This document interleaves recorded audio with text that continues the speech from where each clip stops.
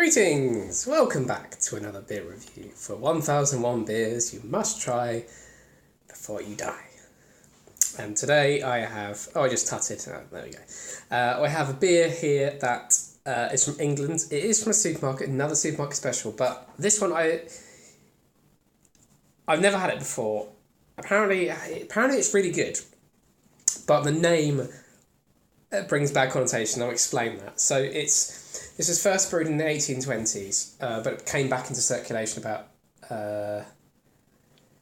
10 years ago, roughly, and it is 5.6%, and it's Worthington's White Shield. Now, trying with Worthington's White Shield just reminds me of Worthington Cream Flow, which is the crap keg beer which you can sometimes find on, which is just rubbish. But apparently this is a bottle conditioned one. It's I think it's won champion bottled beer of Britain multiple times before. It says William Worthington first started brewing in 1744, becoming a pioneering figure in the industry.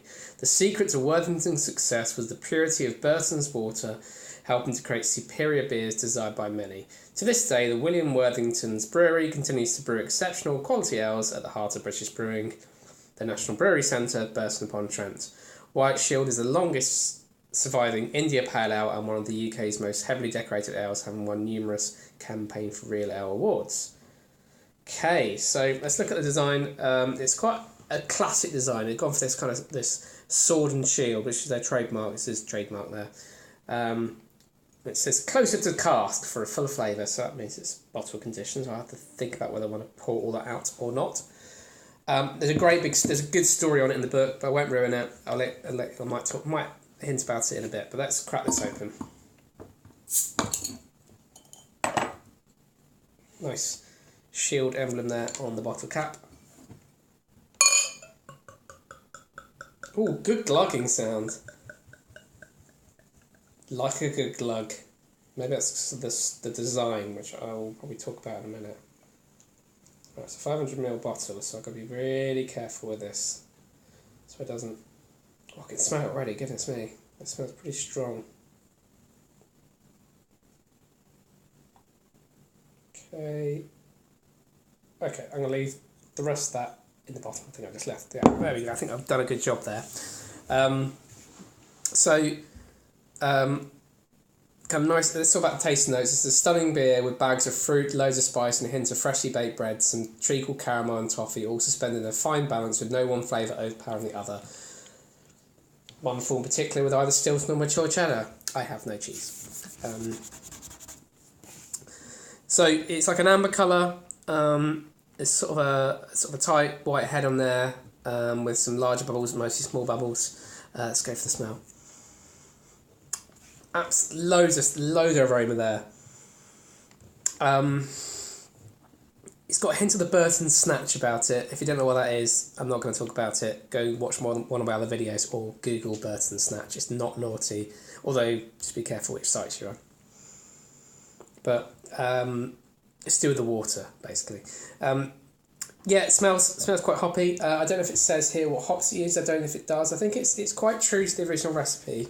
So it's probably going to be English hops. In fact, almost certainly be English hops. But that is really interesting. This is one that really went out to India and is a true India Pale Ale, which is to be classic style. To be, and for me, IPAs really need to be over 5% for that style to be correct, because of they had to be over 5% to last the journey in the ships over to India.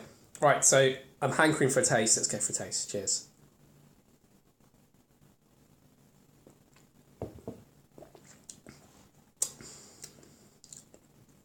Okay, the initial taste is very, very light. You don't get much at all, but the aftertaste is nice. Get a nice hoppy bitterness. It's quite a crisp beer. I quite like that.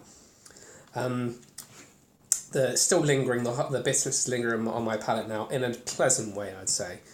Let's go for another sip.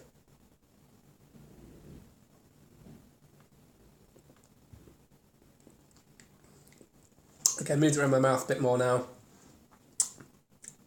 Yeah, I mean, it's got a lot of different flavours happening there. It said, let's talk about this one. It says bags of fruit. It's a little bit fruity, I admit. Loads of spice. It does taste a little bit spicy. A hint of freshly baked bread. I don't get that. Treacle, caramel and toffee. A hint, maybe. But I really like the hoppiness and the maltiness. It's really well balanced. It does say no flavour overpowers the other, but the last impression is the aftertaste, which is to say this kind of hoppy bitterness that sort of lingers in a pleasant way and kind of wants you wanting to go back for more. So this is really nice, considering I was expecting this to be like Worthington's cream flow, which obviously it's not. And it's made by, so it's brewed by White Shield Brewery, but it's now brewed by Molson Coors, who bought whoever, Bass, I guess. But despite that, it's still a nice beer. So I'm not gonna judge it based on who makes it or who owns the company anymore, because it's clearly still brewed in a nice way. Still bottle conditioned, so they're clearly putting some effort into it. I really like the bottle actually. I think it's a real like classic style. I think that's why it glugged, was this sort of long thin neck and this kind of more sort of bulbous body. It's a nice dark brown bottle as well. This is clearly one of their better beers in their range, and they do care about it. They do say it says camera says it's real ale. They're clearly quite proud of this by all accounts, from this little story on the back, and quite right too. This you should, if you see, it says our finest India Pale Ale for true IPA connoisseurs. I think that's a fair comment, because if you talk about IPA as the style, the original style, this is great. It's a really nice IPA as an England, from England, an India Pale Ale. We're not talking about IPAs, the modern style American IPAs, that sort of thing. This is a classic IPA, and if I'd got one of these bottles when I was serving in India in in whatever years, what is it, in the 1820s and 1830s, I'd be delighted with this. This is essentially they were getting more interesting beer through being out in India than they were here in England, where it's just like kind of the bitters. Yeah, so pretty good. Good thumbs up to Worthington's White Shield. Will I have it again? Yeah. I think it's only bottled though. I don't think. I've never ever seen it on cask, and I don't think they make it in cask. It does say it's largely bottled, but if I ever see it on cask, I'll have it again.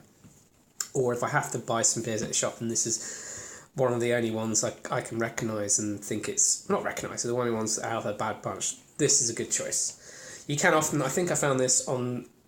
I can't remember what supermarket I found. I think it might have been Morrison's, but it was on a deal like £4 for £6 or something. Worth a go. Have you had Worthington's White Shield? If you have, comment. Also like the video and subscribe to my YouTube channel, and I'll see you for another beer review very soon.